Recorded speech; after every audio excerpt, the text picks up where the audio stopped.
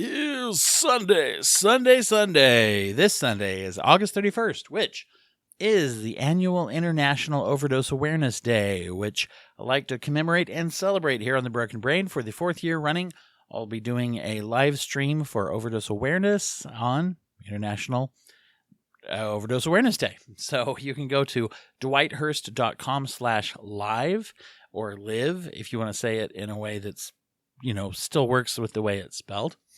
dwighthurst.com/live will take you to a page that has the times that will be running for Sunday. It's broken into some different time zones. There will be links to go to the social media channels for The Broken Brain where this is going to be airing. If you would like to watch or listen, put it on while you're doing your dishes or driving your car, or cleaning out your fish tank, whatever it is. There will also be a big link there that says join. This is a live call-in type of feature, and you can join the program for anywhere from 5 seconds to 5 hours. If you can't do more than 5 hours, because we're not going to go longer than that. So click there to join as well if you would like to be part of it. If you have anything that is related to overdose awareness, if it's related to mental health, addiction, recovery, treatment, if it's related to engaging with your life, which is the major theme of this year, or just tangentially, or you want to hop on and just say hello out there and wish everybody luck and hope for the things that they are going through. No matter why, just, do that if you would like to. Love to have you. Once again, that's dwighthurst.com/live to participate and enjoy the live stream for overdose awareness. The Broken Brain.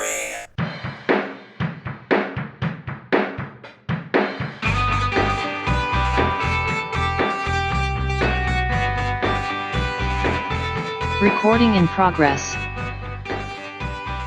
Hello, everybody. Welcome back to The Broken Brain. It's me, your host, Dwight, here again to talk about psychology, culture, and all the things that we find laying around the intersection between those two things. And I love particularly when we find something very salient and important that really encompasses both, and we're going to be talking about that today. As you heard a little up top kind of thing, we are going to be talking about suicide trends, and things that influence that today. So please listen with that awareness of you decide where to play this and who to play it around, and your own, and all you listeners out there who know your own state of being and things as well of that. We'll talk pretty frankly about these things.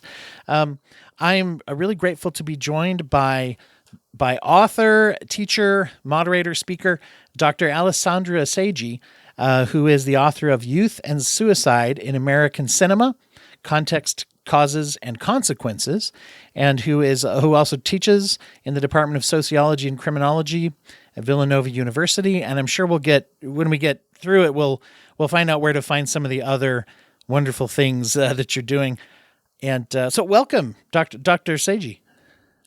Thank you, Dwight. Thank you for having me. One of the little bio that I got of you, I got to be honest, one of the things that was really exciting to me is that had a list of some of the appearances you've done or are doing, and you're going to be visiting my good friends over on the Reels of Justice podcast. They've all been, I've been on there, they've been on here, and they're also great supporters of my, I do a yearly event for opioid overdose awareness, and they've joined me on that, and just a great bunch of people. Anyway, I was excited to see you're going to be on there. Absolutely. I actually already did my bit. I prosecuted Hot Tub Part Time Machine, but was found ask what movie? Not guilty, alas. And the episode is actually out. Oh, so good. yes. Okay, so everybody should hop over to that in about 45 to 60 minutes. Don't hop over there before we're done, but listen to this first, obviously, as is always my policy with recommendations. But yeah, Reels of Justice. If nobody's listening to that, you can listen to that. If you're lucky, you'll hear either Dr. Seggi or myself on there as well. I have been there mostly as a defense because I'm a sucker for lousy movies, as well as I've only prosecuted good movies, so that made it hard to win, and defended lousy movies. But I think I've got a pretty good track record over there too.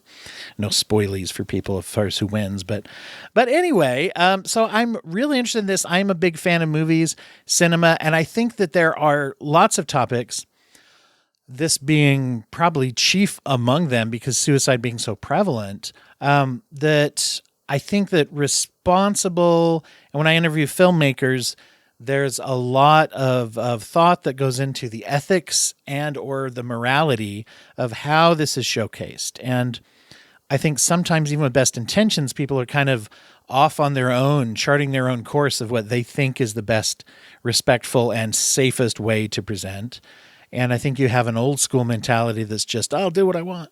But I don't see that with newer filmmakers anyway. But anyway, just getting into this, what was it that attracted you to this this subject of the role of suicide in media? Well, it's a subject, suicide and suicidality, that is somewhat foundational to the discipline of sociology that I was trained in.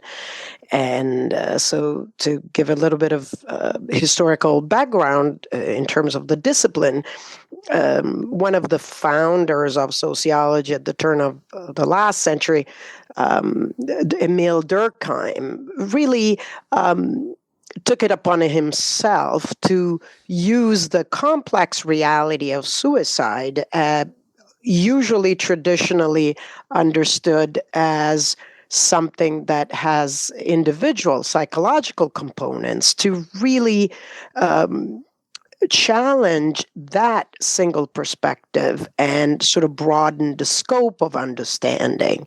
And so his challenge was, in order to legitimize the discipline of sociology in academia, and so say, hey, what we can learn about the causes, and again, in particular, but also the consequences, the context of suicide goes way beyond the psychology of individuals. And so in 1897, his seminal text, written originally in French, Le Suicide, really sort of spearheaded the understanding of suicidality beyond the psychological components. And so what is out there in society to trigger, which might trigger individuals to kill themselves, right? Sort of regardless or in addition to potentially psychological traits or psychological conditions that may also be contributing. So, right, it doesn't have to be either or. But again, at a historical period when psychology and philosophy were definitely the leading fields of study in general, and in particular in terms of this sort of act, right, anti-life in a way, right, the intent to kill oneself, that's how suicidality is sort of defined, right. Those were the disciplines that, again, delved into the ins and outs of suicide. And so, again, sociology was trying to broaden that scope and include, as Durkheim said, social facts. And so that's sort of my academic background and sort of the academic foundation of this interest. And then in a way, sadly, but also in a hopeful way, suicide has touched my life for a very long time. I have lost people to suicide and starting at a very young age. And so definitely, in addition to the pain and the confusion that are just two of the main sort of components of reacting to suicides, I also wanted to understand very much, again, what the so-called whys, right, of suicide, the reasons why people might do that, and then specifically then film and visual media, which are one of my lifelong sort of interests, then offered specifically to myself a safe ground to explore suicide, right, more comfortably, possibly, than zeroing in on the bereaved of the actual people that I knew that killed themselves. And that sort of safe ground, safe buffer that then films can offer me is definitely, and research shows that, a safe buffer for us as a community to discuss suicide, or at least to start this, right, much needed and long overdue conversations about suicide. Because one of the myths of suicide is that, right, if we talk about it, we may plant the seed for it in people's minds. And research is fairly unilateral. There is quite a bit of consensus, in saying that that is not the case, that actually discussing people's feelings and potential, tendencies towards suicide may actually help the individual. And so the stigma that though persists, right, around suicidality and the individuals that may survive a suicide, but also the people that are left behind, the so-called bereaved, is still sadly very prevalent. And in a way, it adds pain to pain. It adds suffering to suffering, to the extent that, again, who's left behind, or even the person that tried to kill themselves, don't have a chance to express all, right, again, the complexity that suicidality is. And I think a comment on the page of the novel that led to the Netflix series 13 Reasons Why, a comment from a young person said it best: suicide doesn't end the pain, it simply passes it on. And to the extent that then we don't discuss, though, that pain, not only do we pass it on, but we make it harder to deal with, right? And potentially, again, with fatal consequences. So I think there's a lot to sort of to think about here, to reflect on as a society, as a community, just in this very quote.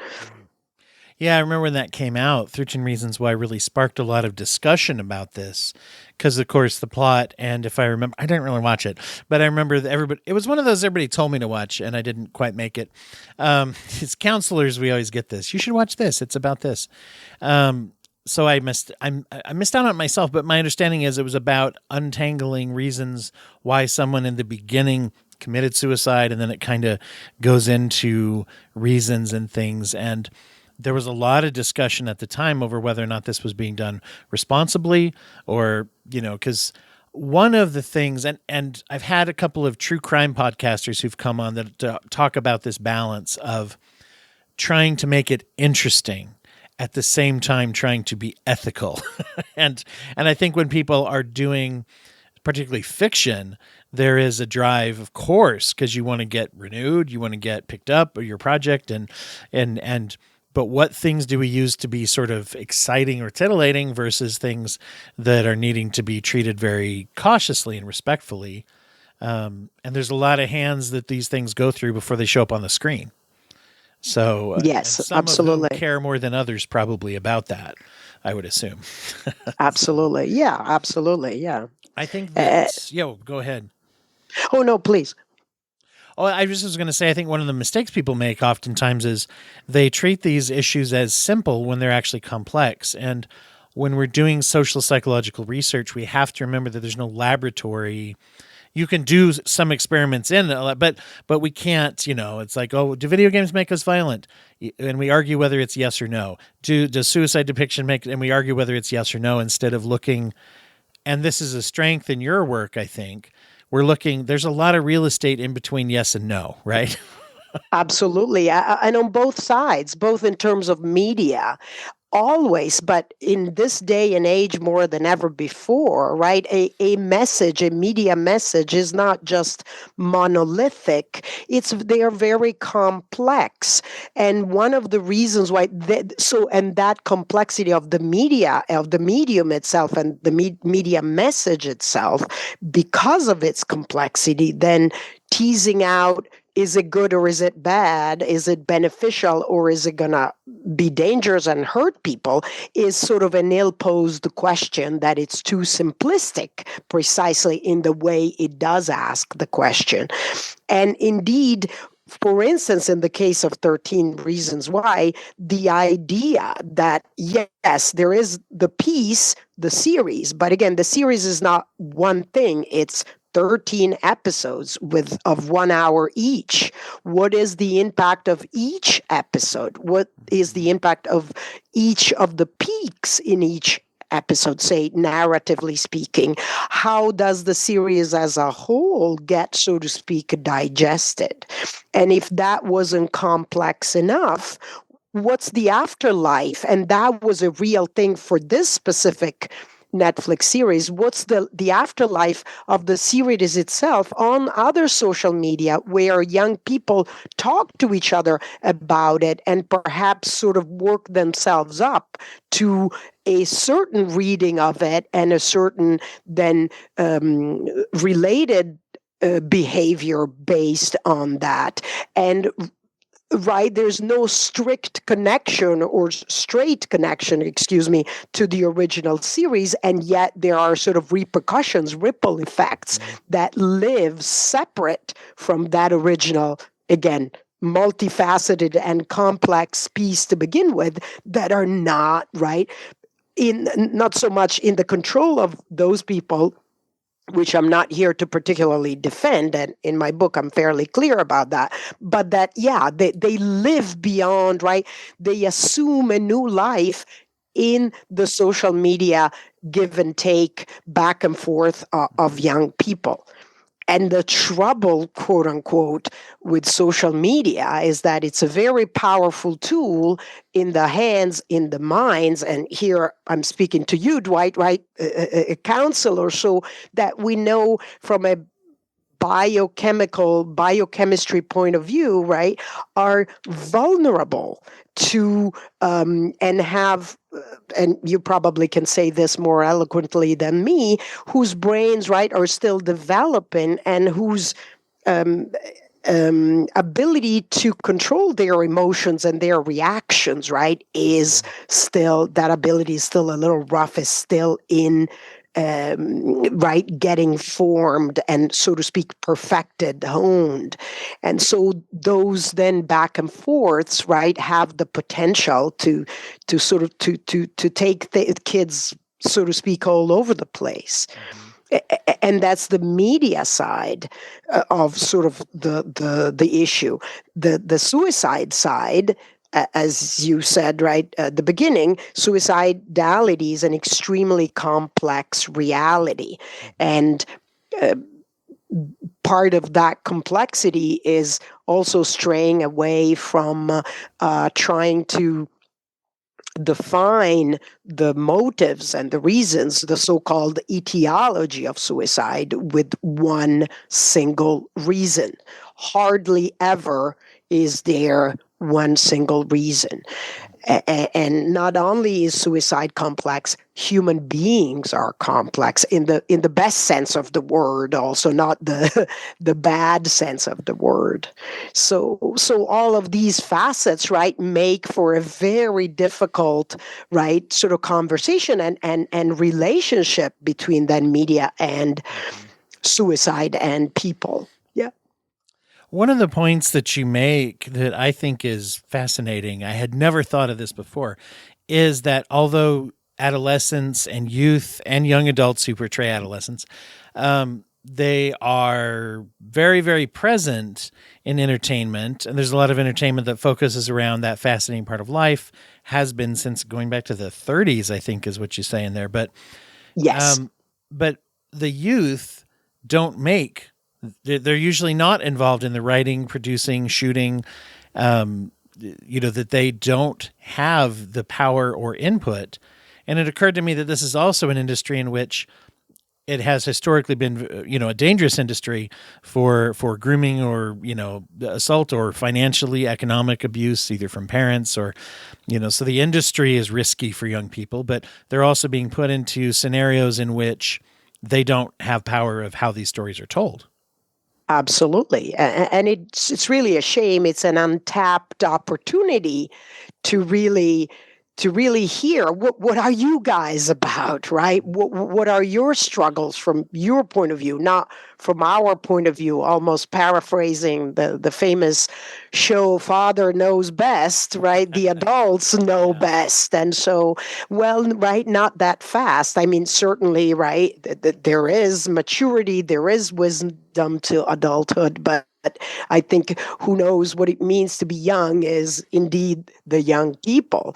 And it's in terms of media and film in particular, it's really Tim Sherry, the youth film scholar par excellence, who actually endorsed my book, that argued first when he was still sort of finishing up graduate school, and was indeed embarking on the study of films for young people, that young people hardly ever indeed are, never mind the sort of the creators of these messages, but are not even asked. Right. And while historically, again, right, film traditionally has always had high barriers to entry because it was expensive. But even today, with the digital shift, where again, access to media and recording, right, and posting those recordings, right, is much easier still, right? Young people are sort of left out, not just of the conversation, definitely, but literally the production, the creation of these movies or media messages, as I sort of call them, as a whole. Yeah, and oftentimes, especially I have a friend who works a lot in the film commentary and film critique industry, and I've seen him write this many times. That he said, it's great to have inclusion and diversity, and I believe that a lot. In casting, he said, however, let's go the next step. When you go to IMDb, click on the producers, on the writers, right? And directors, of course, too. And we're seeing that, we're seeing more diversity in that too. But if the writer's room is all middle-aged white guys and they're writing a story about marginalized youth and they're casting marginalized youth, and once again, I think hopefully we're improving, but historically, once again, there is a perspective that they just don't have. And it's absolutely. Yeah. So the other part too that I see is a lot of times I feel like the more common risk, more obviously more people go through periods of suicidal ideation. More people go through that than actually complete suicide. And I think sometimes we forget about it and we say, oh, it's a success if someone doesn't complete. But it can wreck quality of life and it, as well. And so I think we don't think about that sometimes, of how that can influence when people are stuck in that and we obsess on it and think about it a lot. We're probably not engaging with healthier behaviors at that time. Maybe even to the point where we shave our life expectancy shorter because of behaviors, which is not an active suicidality, but so that data sometimes is uncaptured, I think. Yeah. And the idea that, again, going back to the beginning of talking then about what it means to be suicidal for a specific person, right, and what they go through, it can really, again, I definitely don't want to be a Pollyanna type of person here, but the idea of sharing as a form of dealing, of making sense of things, whether, again, they're positive or negative. And I actually came across an article in this respect from a couple of years ago. I believe it was in Wired magazine. The author was Ruscello, Ruscello, that talked about, again, at the community level, people that have experienced suicidality, how much they feel shut down, even by the sort of the tools that exist, like 988 and the like institutions, when it becomes known that they have suicidal tendencies.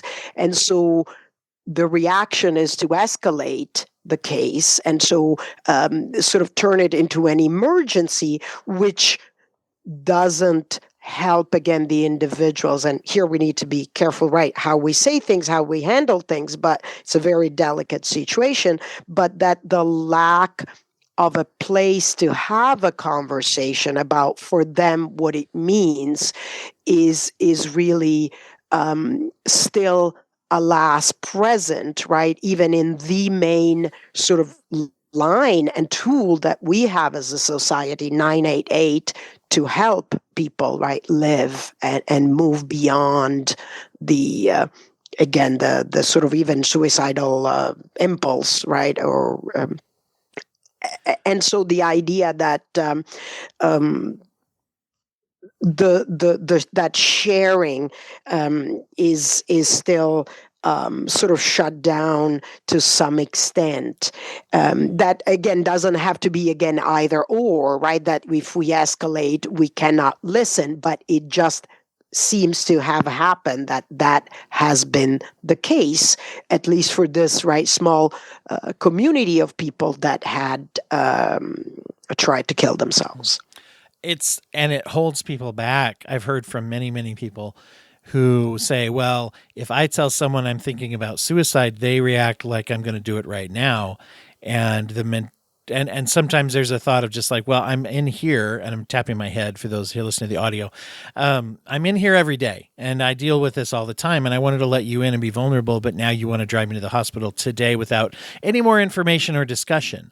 And as you said, delicately here, and saying we don't, I definitely understand the, like, I'd rather, what do they say, the old expression, I'd rather be wrong than dead right, or something like that. Obviously you want to err, you want to be cautious, but at the same time, if someone is coming to you and talking about it and saying, I don't want to do it, I'm scared of these thoughts, or I'm worried about them, or maybe I'm worried because I'm not worried about them, having a discussion before we make decisions of what to do is very, and I've even heard this for people's experience with their therapists, where it's like, I'm afraid that if I even bring it up, they're going to make me go to the hospital, and I'm going to lose my job, and I'm going to, owe thousands and thousands of dollars, and it's going to make my life worse. And I always try to be very cautious in explaining to people what the rules of that are. And what people don't even realize, I'll just put this out there, most therapists we don't have some magic access to force someone to the hospital. Most therapists, of course, we can do a wellness check through the authorities. If someone is, I don't know, you get a message that says I'm going to do it, and it's like, please, the authority can go check, and then they have the power, and maybe a crisis mental health team, hopefully, in many counties in the U.S. But other than the mental health county authority, who does have some commitment, or medical doctors have some. Anyway, what I'm getting into is, it's like, you should talk about it and tell people exactly where you're at. And if you can't talk to your therapist about it, now you're trying to satisfy your therapist and deal with this on your own.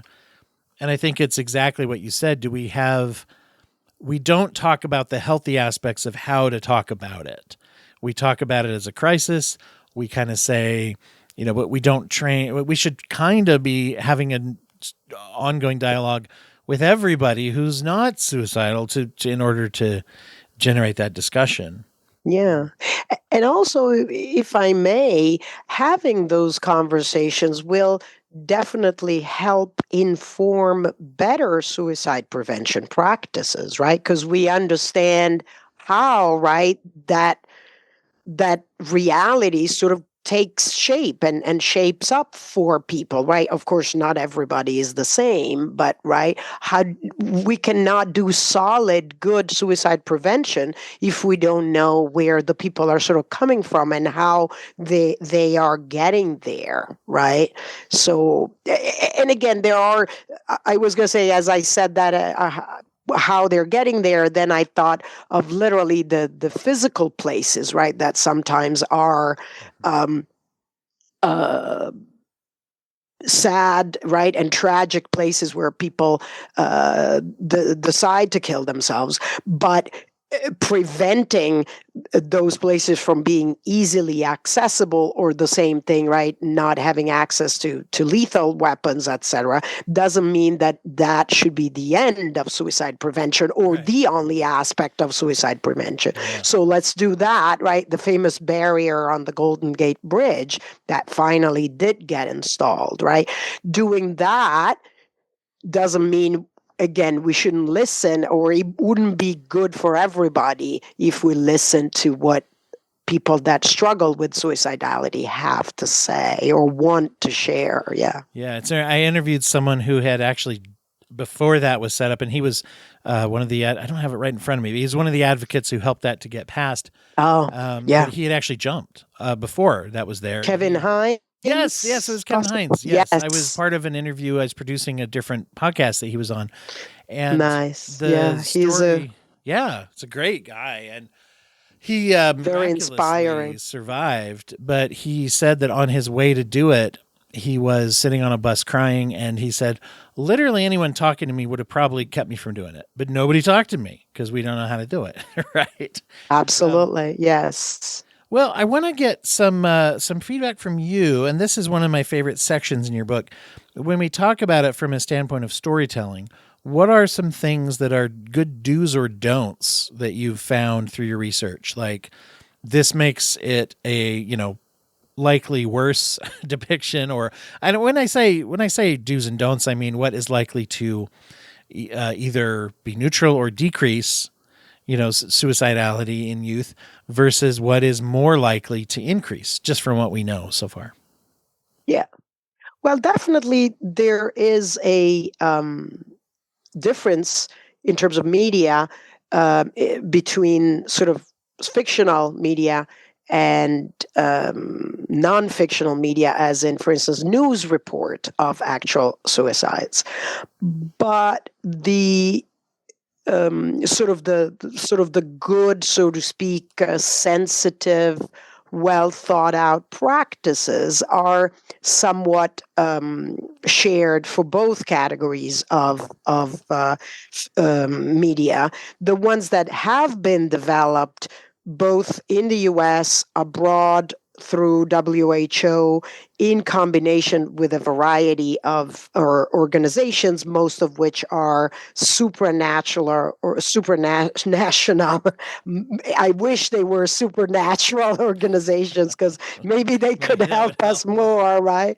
That would clinch it for us all. But supranational organizations, and so those guidelines have been compiled for news media to rein in and minimize the so-called Werther effect, the sort of and or imitation effect of potential, news stories about suicide. Yeah, that was fascinating. The non-fictional reports if I understood correctly, yes, can have more power to increase suicidal ideation, even more than fiction.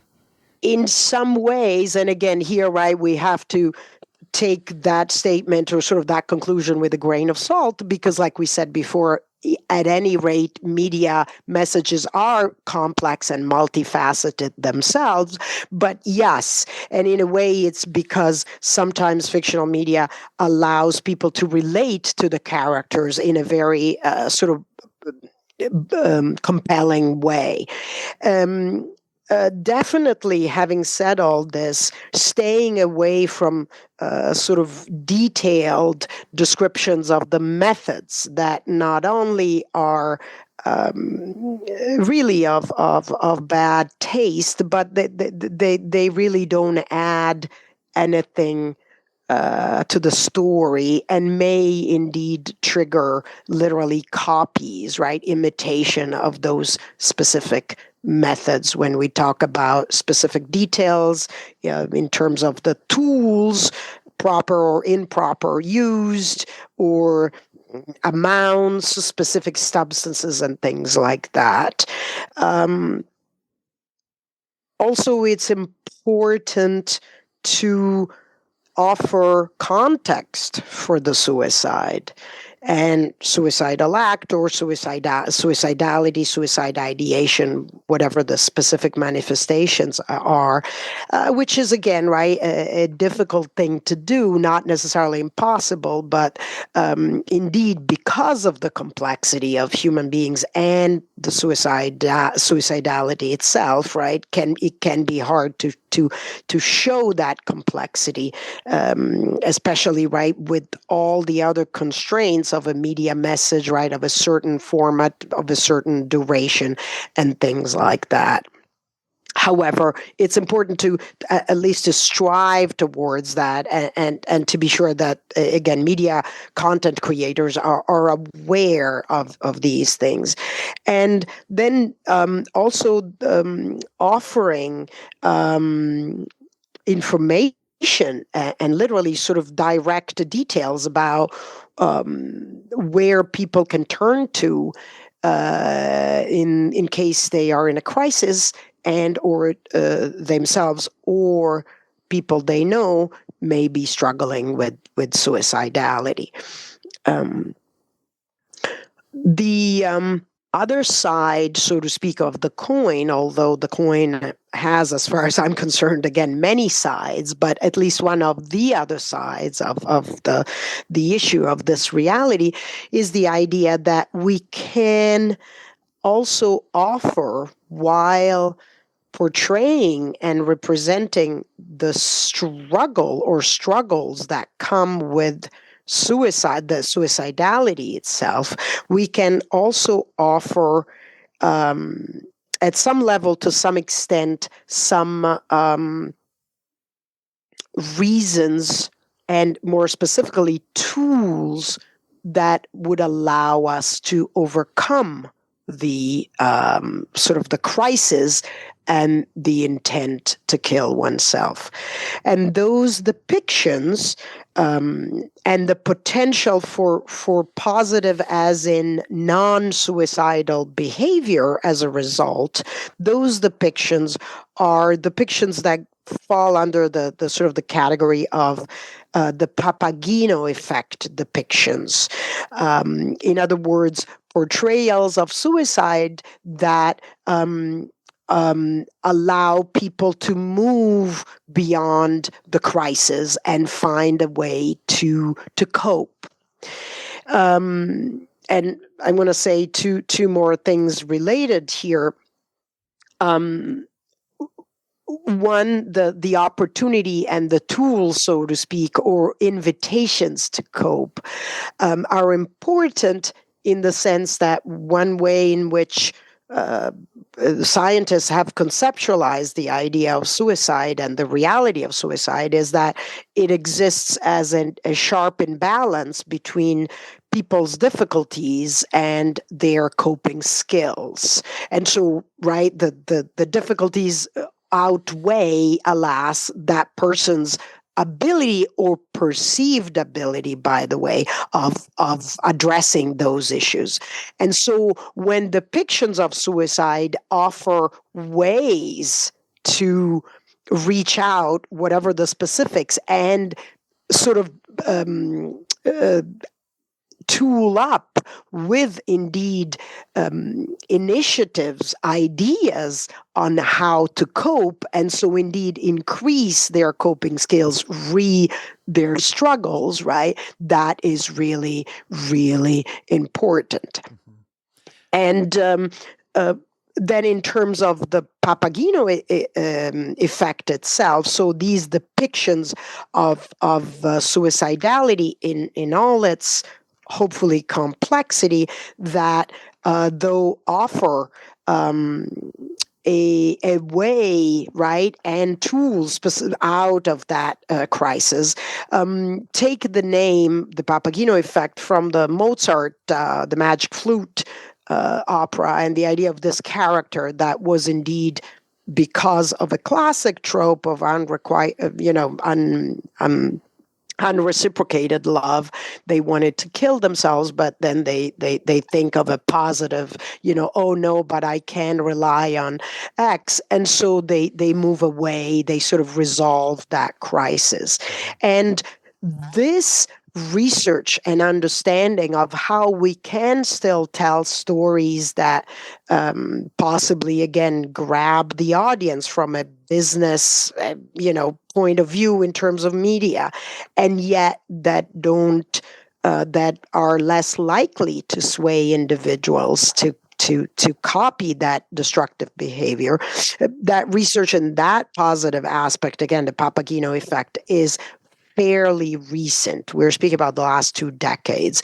And it is indeed a researcher at the University of Vienna in Austria that is almost unilaterally responsible for this development. His name is Thomas Niederkrotenthaler, that looking at the reality of suicide in Austria and Vienna in particular, said, well, what can we do? What could be done, right, that can again help people while still representing the struggles that may go on around suicide.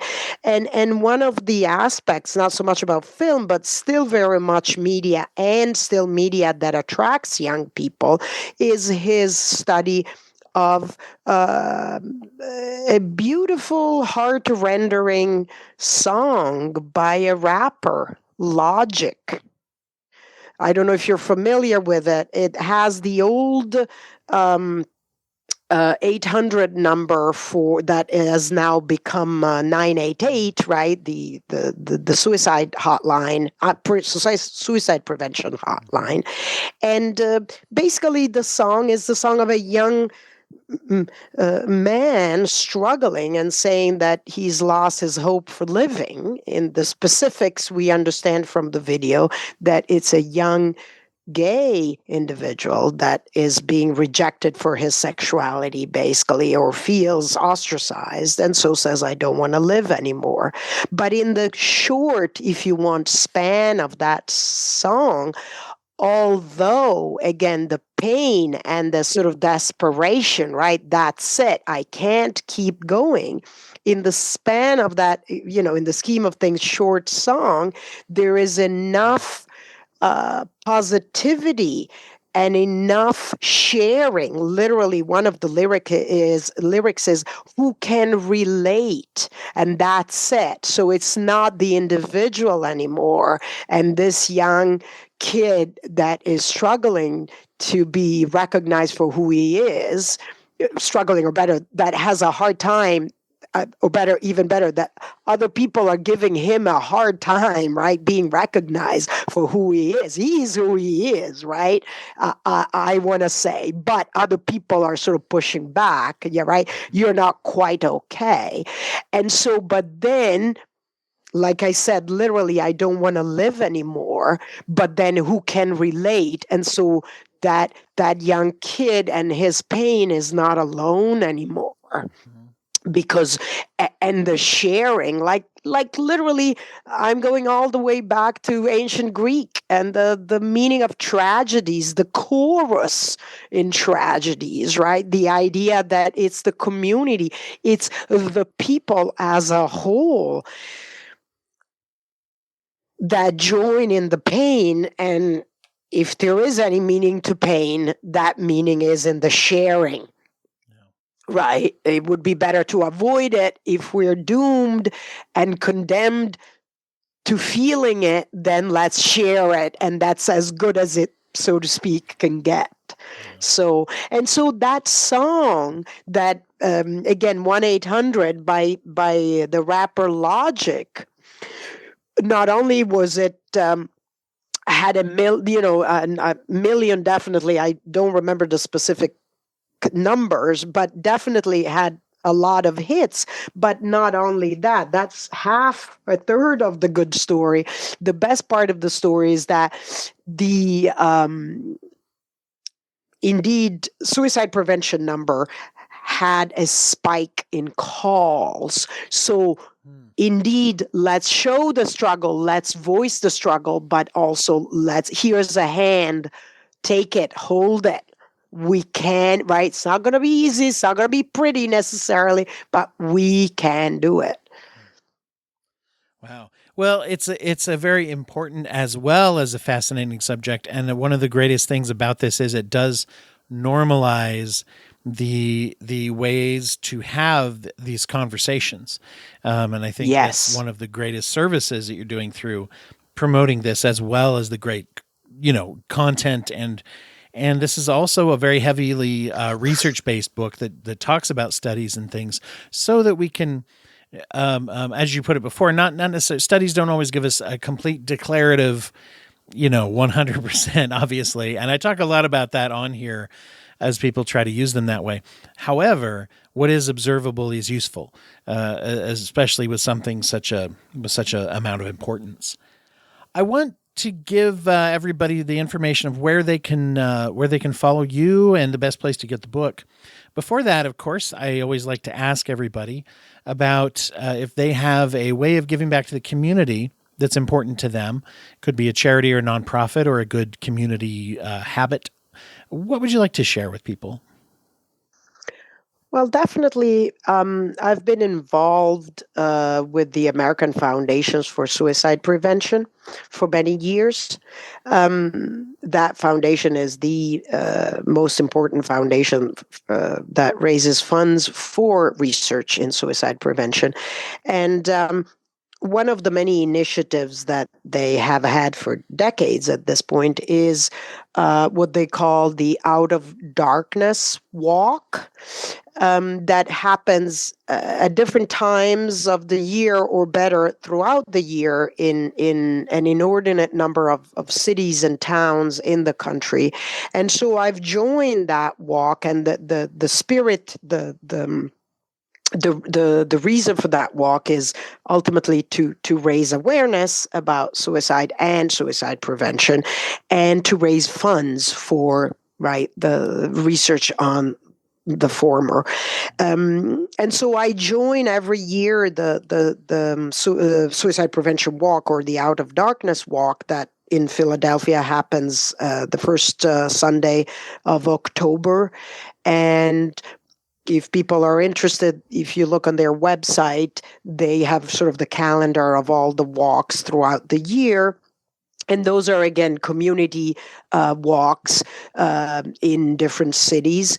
They also run and organize, and one can spearhead walks on campuses across America, because alas, we know that suicide rates for young people are unfortunately high. And for the same reason, raising awareness in a setting for a population that is particularly vulnerable. Absolutely. And that's great, because I always love when charities have a way to get involved that isn't just in one area, that helps people to find ways to do that. So the AFSP, that's great. Great insight. Well, is there a best place or a better place to find the book? And also, where do people find you? Do you have a website or a social media that's like a good place to follow your work? Yes, I have a website with my first name and last name, alessandraseggi.com. And I'm happy to report that it's out of date, the website, because I'm getting too busy to update it. So I think it's always a good, actually a good sign. I found a lot of guests. right? The guests I have that are doing the best work are like, oh yeah, I got to update that. Yeah, no, exactly. I'm too busy doing things and podcasts and speaking to journalists to update the website. But yes, that's where I concentrated the book itself and related research to it. And the book can be bought as a hard copy, hardcover, softcover, and ebook, even at the level of chapters, with definitely decreasing price in that order. So from the hardcover to ebook, from high to low price, and then chapter by chapter, and even more economical price. Accessibility is one of my, Yes. near and dear to me, and so I always admire that. Yeah. Absolutely, yeah. Well, a quick reminder to listeners, as you know, the Broken Brain picks one local charity every month to highlight. And this month we are highlighted Improving Lives, which is a charity, a nonprofit in Nottinghamshire, England.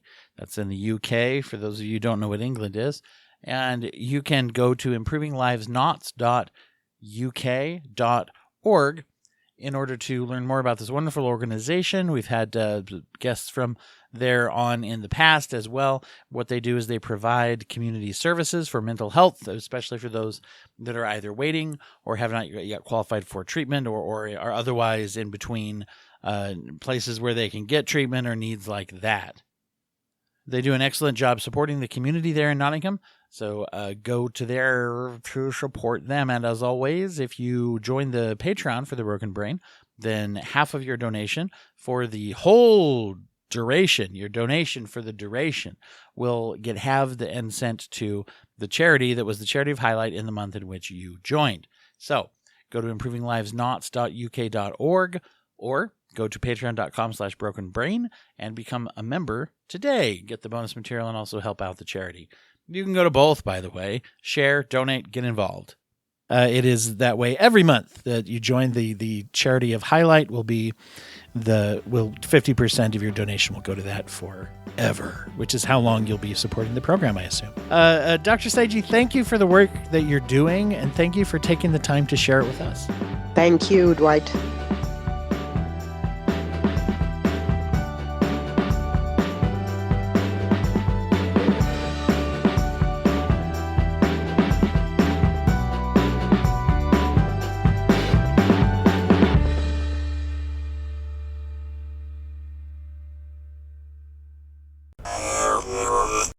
Thank you for listening to the Court and Parts Podcast Network. To listen to more Court and Parts shows, visit courtandarts.com.